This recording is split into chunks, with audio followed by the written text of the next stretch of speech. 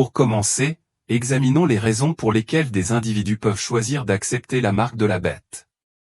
On pourrait supposer que même ceux qui rejettent les enseignements de la Bible hésiteraient à accepter une marque portant le nombre menaçant 666, surtout si les événements prédits dans Apocalypse 13 se déroulent exactement comme décrit.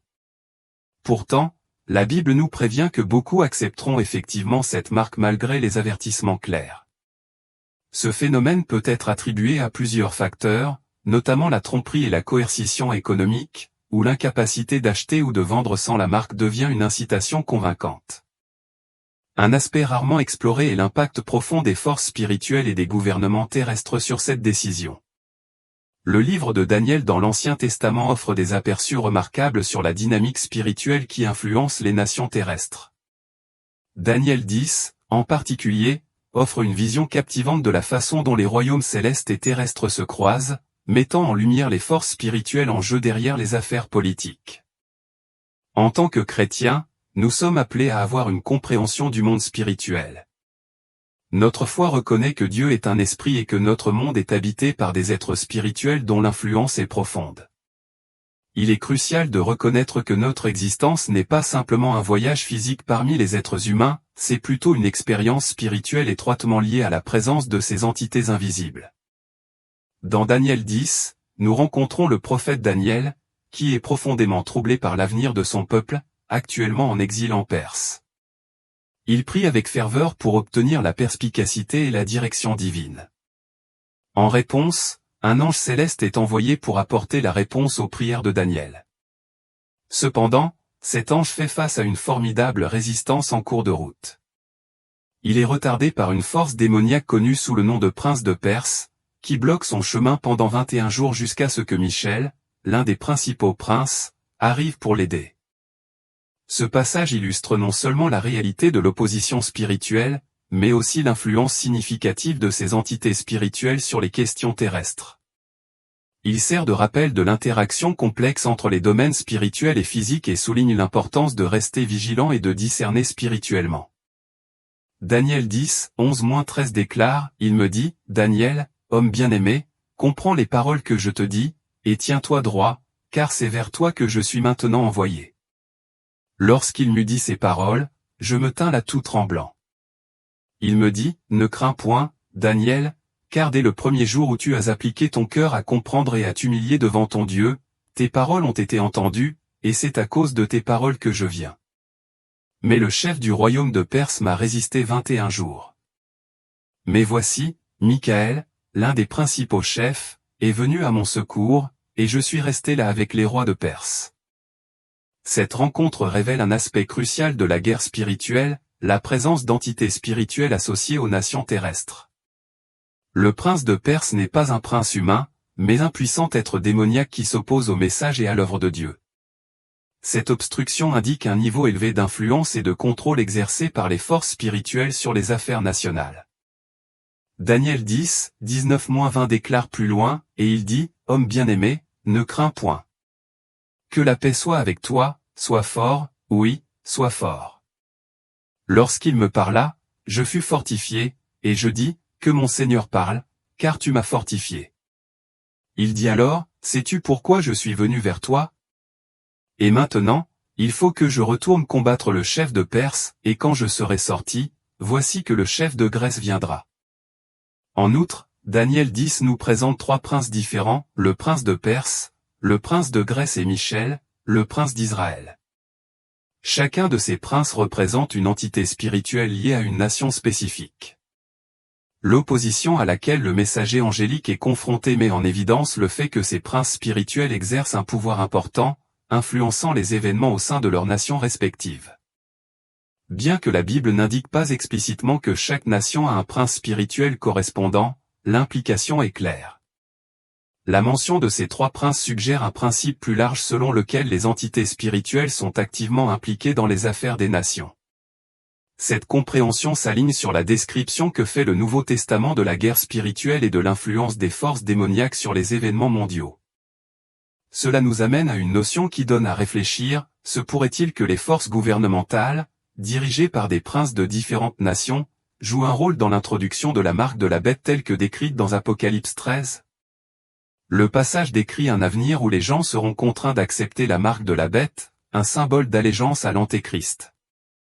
Il est plausible de considérer que ces princes spirituels, sous la domination de Satan, pourraient jouer un rôle déterminant dans l'application de cette marque par leur influence sur les gouvernements nationaux.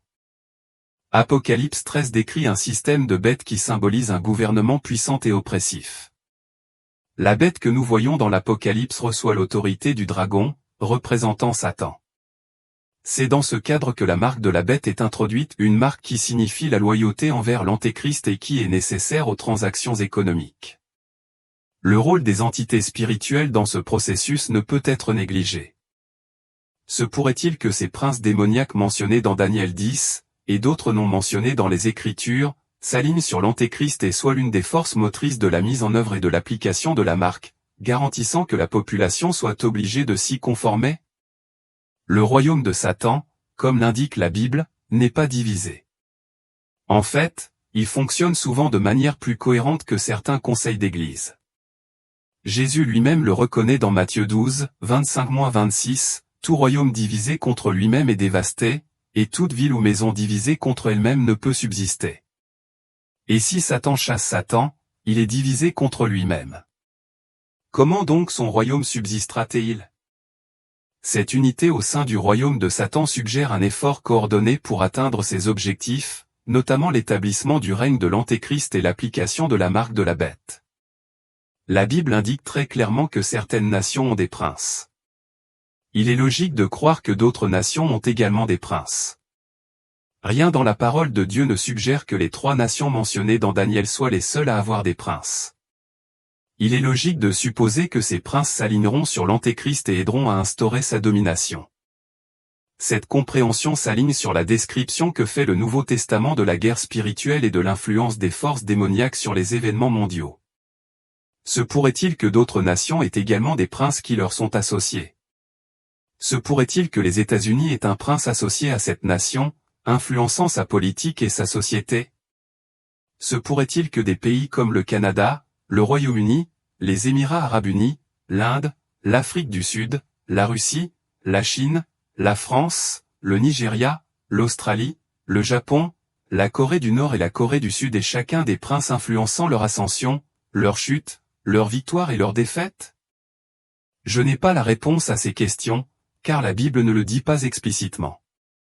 Cependant, il est intéressant de réfléchir à l'idée que des entités spirituelles, bonnes ou mauvaises, pourraient façonner activement le destin des nations. Ce que je sais avec certitude, comme le confirme la Bible, c'est que Michel, l'archange, est le prince d'Israël. Il se lèvera pour protéger Israël pendant la fin des temps, en particulier pendant la période de la Grande Tribulation.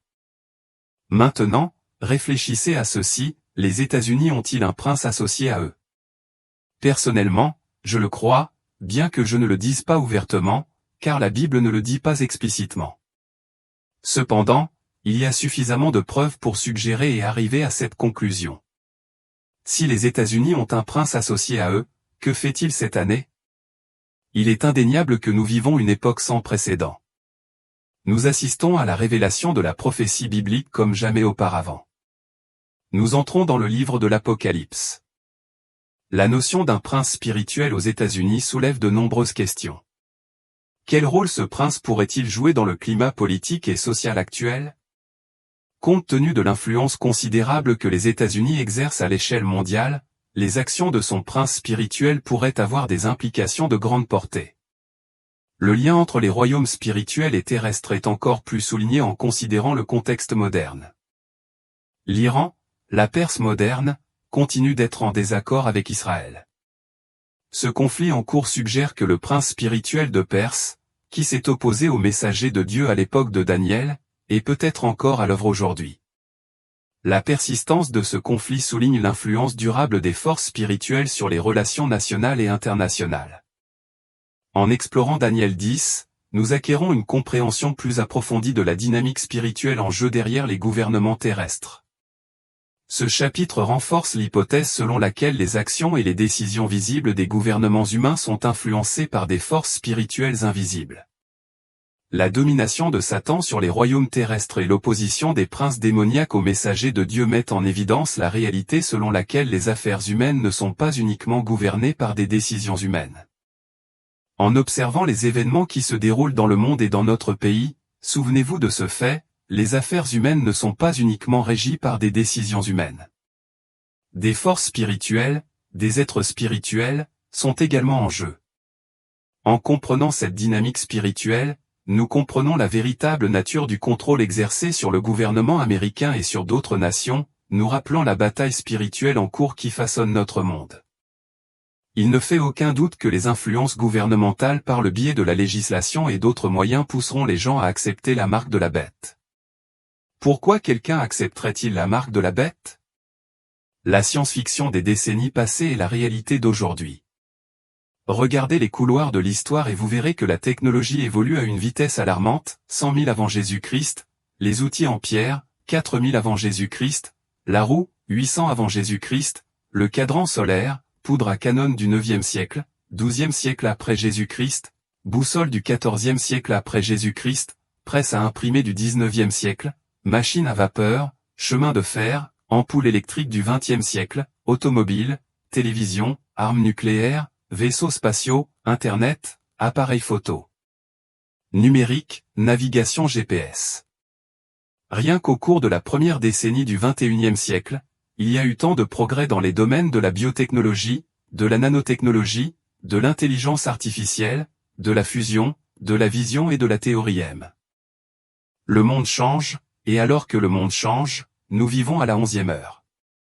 Nous voyons dans le livre de l'Apocalypse qu'un homme apparaîtra et occupera le devant de la scène, un homme pas comme les autres, un homme qui sera vénéré et adoré comme s'il était Dieu. Cet homme n'est autre que l'Antéchrist, également connu comme la première bête dans le livre de l'Apocalypse.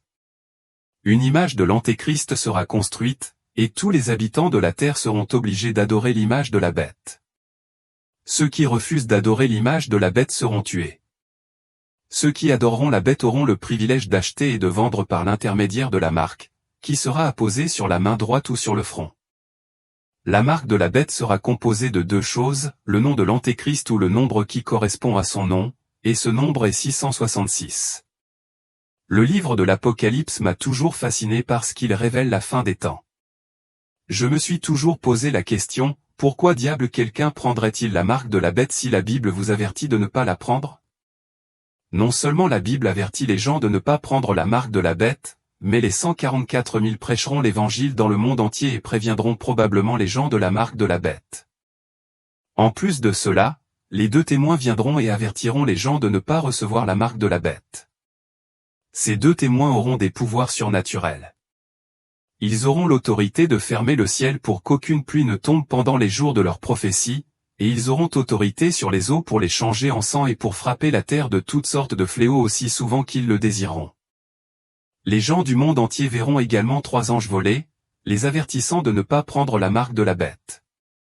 Apocalypse 14, 9-10, un 3e ange les suivit, en disant d'une voix forte, « Si quelqu'un adore la bête et son image, et reçoit une marque sur son front ou sur sa main, il boira, lui aussi, du vin de la fureur de Dieu, versé sans mélange dans la coupe de sa colère, et il sera tourmenté dans le feu et le soufre, devant les saints anges et devant l'agneau. » Malgré les avertissements de la parole de Dieu et des 3 anges, de nombreuses personnes accepteront quand même la marque de la bête. La conséquence de l'acceptation de la marque de la bête est que quiconque l'accepte sera éternellement séparé de Dieu et sera le destinataire de sa colère. Examinons les raisons pour lesquelles les gens accepteront la marque de la bête malgré l'avertissement préalable de Dieu concernant ses conséquences éternelles. Premièrement, Satan donnera le pouvoir à un faux prophète de tromper les gens pour qu'ils acceptent la marque. Apocalypse 13, 13-14, elle fait de grands prodiges, jusqu'à faire descendre du feu du ciel sur la terre, à la vue des hommes. Elle séduit les habitants de la terre par les prodiges qu'il lui est donné d'opérer en présence de la bête. Elle dit aux habitants de la terre de faire une image à la bête qui avait la blessure de l'épée et qui vivait. Certaines personnes prendront la marque parce qu'elles croient sincèrement que l'Antéchrist est Dieu en raison des signes et des prodiges que le faux prophète accomplira pendant la grande tribulation. Satan donnera le pouvoir à un faux prophète qui accomplira des prodiges et des signes mensongers par lesquels il trompera les gens pour qu'ils croient en la bête. La bête accomplit de grands prodiges. La bête qui sort de la mer a des signes et des prodiges pour appuyer son faux enseignement. Un miracle spécifique du faux prophète est décrit, il fait descendre du feu du ciel sur la terre à la vue des hommes. Il est important que Jean souligne ce miracle. Aux yeux du monde trompé, cela correspond au miracle des 2 témoins qui exercent leur ministère pendant cette période et qui sont persécutés par l'Antéchrist et son faux prophète. Pour le monde trompé, cela place également ce faux prophète dans la catégorie d'Élie. Nous pouvons imaginer le faux prophète dire, que le vrai Dieu réponde par le feu, puis accomplir son prodige trompeur. Une fois que le faux prophète aura trompé les gens, il les livrera à la bête. Satan, au fond, est trompeur. C'est un trompeur. Il est irrésolu. Il n'est jamais ce qu'il semble être. Il vient comme un ange de lumière. C'est un trompeur, et lorsque l'Antéchrist arrivera, une ère de tromperie s'abattra sur la terre. Mais Dieu, dans son amour infini, ne laissera pas la tromperie régner seule. Il enverra ses messagers de vérité, porteurs du message de l'Évangile. Les 3 anges, les 2 témoins et les 144 000 porteront tous la vérité de l'Évangile. Raison numéro 2, le paria social. Apocalypse 13h15, et il lui fut donné d'animer l'image de la bête, afin que l'image de la bête parle, et fasse que tous ceux qui n'adoreraient pas l'image de la bête soient tués. Quiconque refuse la marque de la bête sera en contraste frappant avec la vaste multitude de personnes qui l'ont reçue. À ce moment-là, quiconque refuse la marque de la bête sera un paria. Il sera isolé de la société. Les gens prendront la marque par la pression des pairs. Nous essayons de positionner la pression des pairs comme quelque chose que seuls les enfants ont du mal à supporter, mais les adultes doivent faire face à la pression des pairs. Combien de fois avez-vous fait des compromis sur votre foi pour vous intégrer? Je ne pense pas que nous comprenions bien le niveau de pression que les gens subiront pour qu'ils prennent la marque. Les gens verront leurs voisins, leurs proches, leurs collègues, leurs connaissances prendre la marque et prospérer, tandis que ceux qui n'ont pas la marque auront des difficultés. Les médias décriront comme des méchants tous ceux qui ne prennent pas la marque de la bête. Ne pas prendre la marque de la bête signifiera littéralement être un paria. De plus, l'Antéchrist sera extrêmement hostile à quiconque refuse d'accepter la marque de son identité. De telles personnes ne pourront pas vivre librement parmi les autres dans la société. Elles seront marginalisées. Vous conviendrez avec moi que personne n'aime être isolé ou excommunié de la société. Afin d'éviter l'hostilité de la bête et la ségrégation sociale dont les gens souffriront, beaucoup devront accepter la marque de la bête. Imaginez qu'un homme ait accepté la marque et que sa femme refuse de l'accepter. Il y aura certainement une marginalisation entre eux. Les conjoints devront peut-être accepter la marque de la bête parce qu'ils ne veulent pas se séparer. Malgré l'avertissement de Dieu, les gens accepteront la marque de la bête juste pour être acceptés par la société. Vous vous demandez peut-être, comment quelqu'un peut-il accepter la marque de la bête à cause de la pression des pairs? Mais le niveau de pression que ces personnes subiront ne sera rien de comparable à ce que le monde a connu. Vous ne comprenez peut-être pas pourquoi ils feraient cela, mais c'est parce que vous regardez cela du point de vue de quelqu'un qui est sauvé et né de nouveau. Vous êtes quelqu'un qui est enraciné en Christ. Vous êtes quelqu'un qui a marché avec le Seigneur. Vous êtes quelqu'un qui comprend les implications de prendre la marque. Certaines de ces personnes ne le feront pas. Le niveau de persécution sera énorme à cette époque. Ne pas avoir la marque équivaudra à enfreindre la loi. Ne pas avoir la marque de la bête fera d'un individu un criminel à cette époque. Raison numéro 3, refuser la marque mènera à la ruine financière. La ruine financière que les gens subiront est l'une des principales raisons pour lesquelles ils accepteront la marque de la bête. Apocalypse 13, 16-17, et elle fit que tous, petits et grands, riches et pauvres, libres et esclaves, reçussent une marque sur leur main droite ou sur leur front, et que personne ne puisse acheter ou vendre, sans avoir la marque, le nom de la bête ou le nombre de son nom. L'Antéchrist n'exempte personne de recevoir la marque de la bête. Les grands comme les petits, les riches comme les pauvres, les hommes libres comme les esclaves sont obligés d'accepter la marque pour que toute transaction financière soit approuvée. Quiconque n'a pas la marque de la bête sera privé de son pouvoir d'achat. Imaginez qu'un père refuse de prendre la marque, comment pourra-t-il subvenir aux besoins de sa famille? Les pressions exercées par sa famille suffiront à le faire accepter la marque. Contrairement à l'avertissement de Dieu, aucune transaction financière légale ne peut être possible sans recevoir la marque de la bête. La principale source de vie sera liée à la marque de la bête, de sorte que la vie sera plus qu'insupportable pour quiconque rejette la marque. Sans autre persécution, ne pas pouvoir acheter ou vendre quoi que ce soit sans la marque de la bête est une raison suffisante pour que de nombreuses personnes l'acceptent. Faites du foin pendant que le soleil brille. Maintenant que vous en avez l'occasion, assurez-vous de faire toutes les réparations nécessaires et préparez-vous pour le retour du Christ. En juillet 2024, la dette nationale des États-Unis a dépassé les 35 000 milliards de dollars, un montant en constante augmentation qui ne reçoit pas la couverture médiatique qu'il mérite. Vous rendez-vous compte de l'ampleur de cette somme? Un chiffre aussi énorme est difficile à comprendre. Pour mettre les choses en perspective, si vous aviez commencé à partir de la naissance de Jésus il y a 2000 ans et que vous aviez dépensé 1 million de dollars chaque jour, vous n'auriez toujours pas dépensé 1000 milliards de dollars. C'est l'ampleur d'un seul billion. Maintenant, réfléchissez à ceci, il faudrait environ 95,9 ans pour dépenser 35 000 milliards de dollars à un rythme de 1 million de dollars par jour. Certains experts pensent que dans les 20 prochaines années, cette dette toujours croissante atteindra le point de non-retour.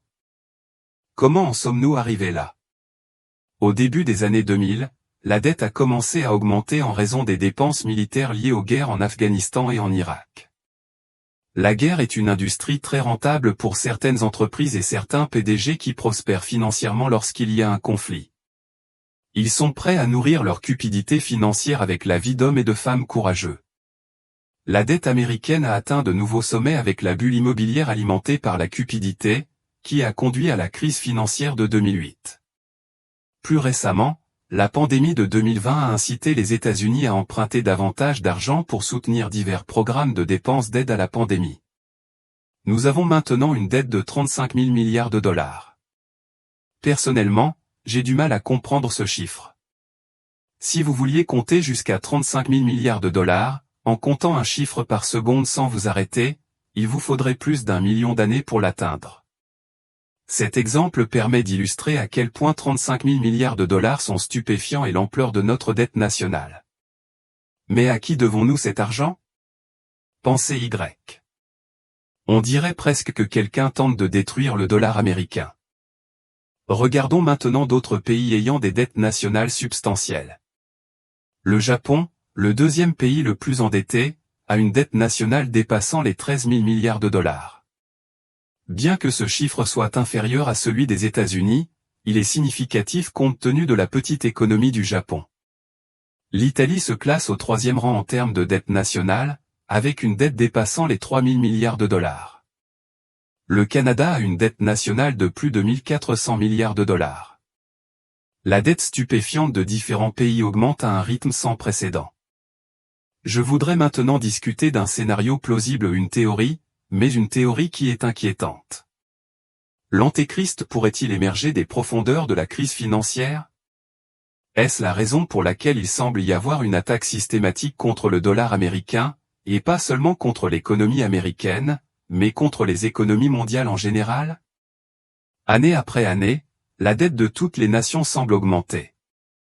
La question que vous devez vous poser est la suivante, envers qui êtes-vous endetté? À qui pouvez-vous être endetté de 35 000 milliards de dollars? Qui détient un tel pouvoir? Lorsque l'Antéchrist se révélera comme la solution aux problèmes du monde, aux yeux des non-initiés, il apparaîtra exactement comme ce à quoi le monde aspirait, un leader pour le peuple, un leader qui apportera la paix au monde. À première vue, il sera le politicien que les gens ont toujours voulu avoir. Il trompera le monde en se présentant comme bienveillant et juste. Un scénario plausible est qu'il sera celui qui apportera la solution pour résoudre les problèmes de la dette mondiale et, ce faisant, il établira son système, le système de la marque de la bête où l'on ne peut ni acheter ni vendre sans sa marque. Imaginez la dévastation qu'entraîne une crise financière.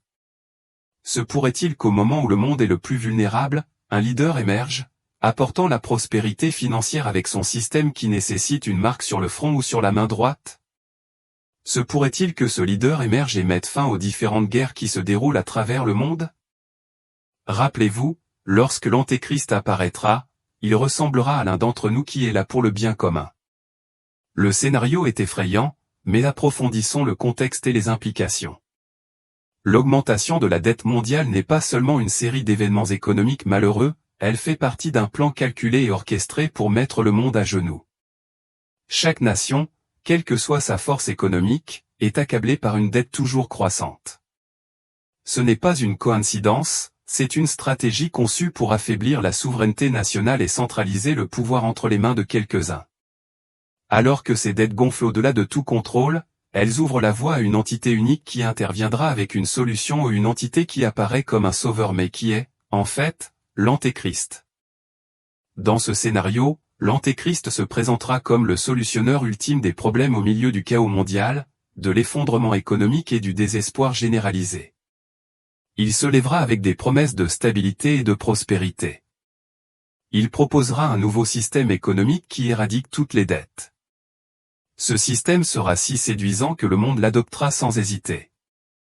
Cependant, ce nouveau système s'accompagnera d'une mise en garde, un contrôle et une surveillance totale. La marque de la bête sera la clé de ce système. Sans elle, vous ne pourrez pas acheter, vendre ou échanger. La marque symbolisera l'allégeance à l'Antéchrist et à son régime. La nature trompeuse de l'Antéchrist ne peut être surestimée.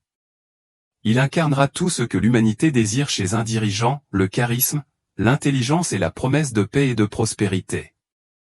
Son ascension au pouvoir ne sera ni brutale ni chaotique, mais plutôt une série calculée de tromperies méticuleusement conçues pour piéger le monde. Chaque mouvement sera délibéré, conçu pour gagner le cœur et l'esprit des gens à travers le monde. Dans les derniers jours, l'Antéchrist se présentera comme la solution à tous les problèmes qui affligent l'humanité. Les guerres, les crises économiques, les troubles sociaux et la décadence morale trouveront tous apparemment leur solution dans son leadership. À l'œil nu, il apparaîtra comme l'incarnation de ce que le monde a désiré. Son charisme sera sans égal, captivant les masses avec des discours éloquents et de grandes promesses. Son intelligence sera sans égal, offrant des solutions innovantes aux problèmes les plus urgents du monde. Ces promesses de paix et de prospérité trouveront un profond écho dans un monde las des conflits et des difficultés. Mais sous ce vernis de perfection se cache une intention malveillante. Chaque action de l'Antéchrist fera partie d'un grand dessein pour tromper et contrôler. Il manipulera les événements mondiaux pour créer des crises que lui seul peut résoudre, renforçant encore davantage sa position de pouvoir. Ces solutions auront des coûts cachés, érodant lentement les libertés individuelles et l'autonomie. Il établira un nouvel ordre mondial, centralisant le pouvoir d'une manière qui semble bénéfique mais qui sert en fin de compte ses sombres desseins. Cette série calculée de tromperies sera si convaincante que même les individus les plus perspicaces pourront être tentés de croire à ces fausses promesses. L'Antéchrist exploitera les désirs et les peurs les plus profonds de l'humanité, se présentant comme le sauveur du monde tout en orchestrant secrètement sa chute. Son pouvoir de tromperie sera sa plus grande arme, et son charme aveuglera beaucoup de gens quant à la véritable nature de ses intentions. Le désespoir du monde pour un héros lui permettra de les égarer très facilement, de les éloigner de la vérité et de les entraîner dans un piège aux conséquences éternelles. Mais derrière cette façade se cache une intention malveillante d'asservissement et de domination. La Bible nous met en garde contre cette tromperie dans Apocalypse 13, 16-17, où il est écrit que Dieu forcera tous les hommes, grands et petits, riches et pauvres, libres et esclaves, à recevoir une marque sur leur main droite ou sur leur front, afin qu'ils ne puissent ni acheter ni vendre sans cette marque. Cette vision prophétique suggère que la trajectoire actuelle de la dette mondiale et de l'instabilité économique n'est pas seulement un accident, mais un prélude nécessaire à la montée de l'Antéchrist. Les crises financières servent de catalyseur, créant la tempête parfaite pour son émergence. À mesure que les pays s'enfonceront davantage dans la dette, leurs populations auront de plus en plus besoin d'une solution. Dans leur désespoir, ils se tourneront vers quiconque leur promet un soulagement, même si cela signifie sacrifier leur liberté et leur autonomie. Imaginez un monde où le système de l'Antéchrist est en place, les institutions financières telles que nous les connaissons seront obsolètes. Les monnaies traditionnelles seront remplacées par une monnaie numérique centralisée contrôlée par le régime de l'Antéchrist. Cette monnaie numérique sera liée à la marque de la bête, garantissant que chaque transaction sera surveillée et contrôlée. La vie privée deviendra une relique du passé. Chaque aspect de la vie sera scruté et réglementé. Le régime de l'Antéchrist utilisera également ce système pour imposer la loyauté et l'obéissance. Ceux qui refusent la marque seront marginalisés, incapables de participer à l'économie et finalement persécutés. La marque ne sera pas seulement un moyen de contrôle économique, ce sera un outil d'asservissement spirituel. Accepter la marque signifiera l'allégeance à l'Antéchrist et le rejet de Dieu. C'est le but ultime de l'Antéchrist, éloigner l'humanité de Dieu et la conduire vers la mort éternelle. Chers amis, nous devons comprendre l'urgence de cette situation. Les signes sont partout autour de nous, l'augmentation de la dette, l'essor des monnaies numériques, l'érosion de la vie privée et l'acceptation croissante de la surveillance font tous partie d'un plan plus vaste. En tant que chrétiens, nous sommes appelés à être vigilants et perspicaces.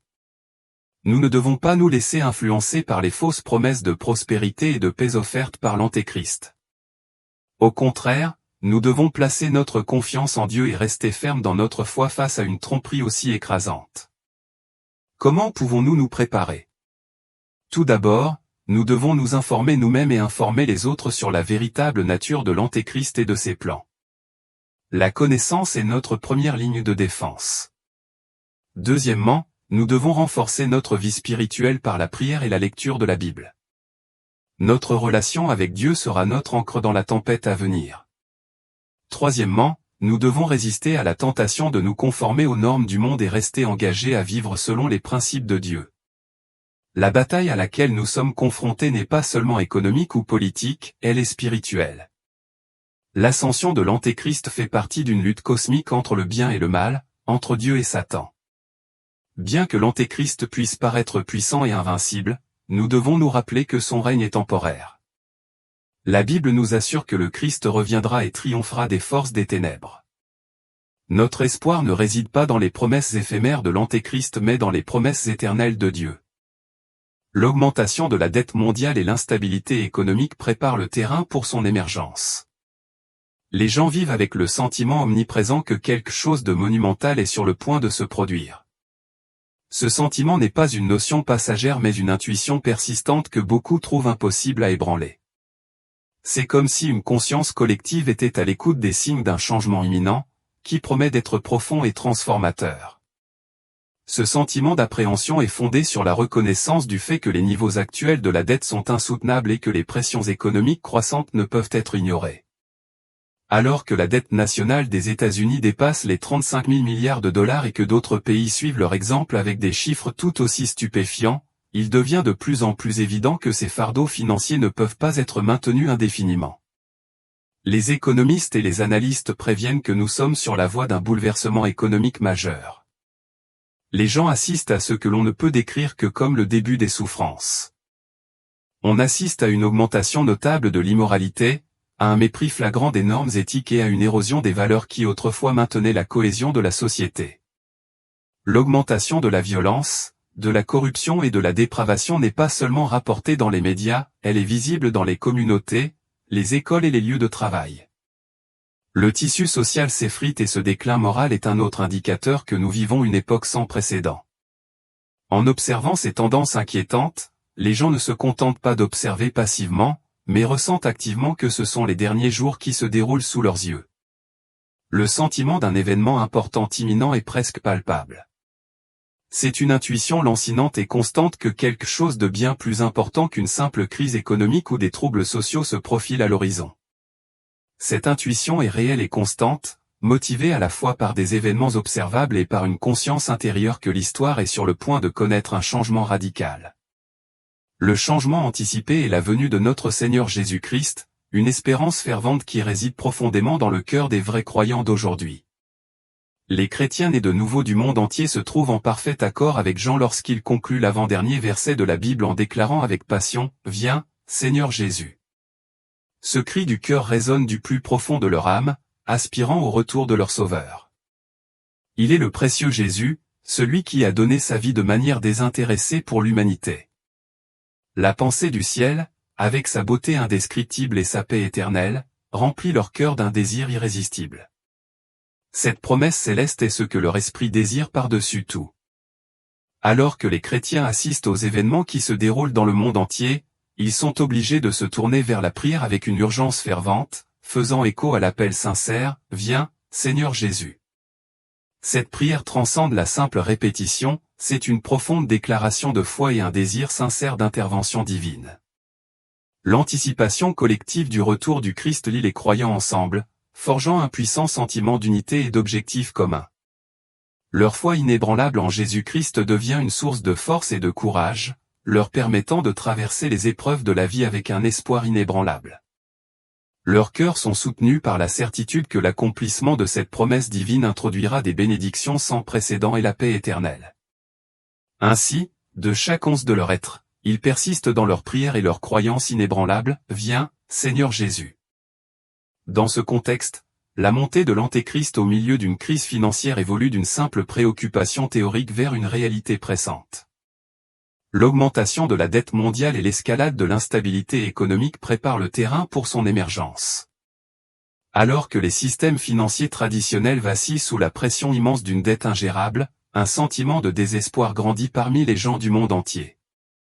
Ce désespoir crée une occasion propice pour qu'un leader charismatique se présente comme le sauveur du monde. L'Antéchrist saisira ce moment, se positionnant comme la solution ultime au malheur financier de l'humanité. Ces solutions paraîtront presque miraculeuses, offrant un soulagement aux fardeaux économiques qui accablent les nations depuis des années. Il promettra la stabilité au milieu du chaos, la prospérité au milieu de la ruine économique et la paix dans un monde en proie à des conflits. Pour beaucoup, il apparaîtra comme le phare d'espoir tant attendu dans les temps sombres. Pourtant, cette apparente bienveillance sera une illusion soigneusement orchestrée. L'ascension de l'Antéchrist au pouvoir sera une série de tromperies calculées, méticuleusement conçues pour piéger la population mondiale. Chaque action sera délibérée, visant à gagner les cœurs et les esprits à travers le monde. En tant que chrétiens, il est impératif de reconnaître ces signes et de comprendre leurs profondes implications. Nous sommes appelés à rester vigilants, à nous informer et à informer les autres sur la vraie nature de l'Antéchrist et de ses plans sournois.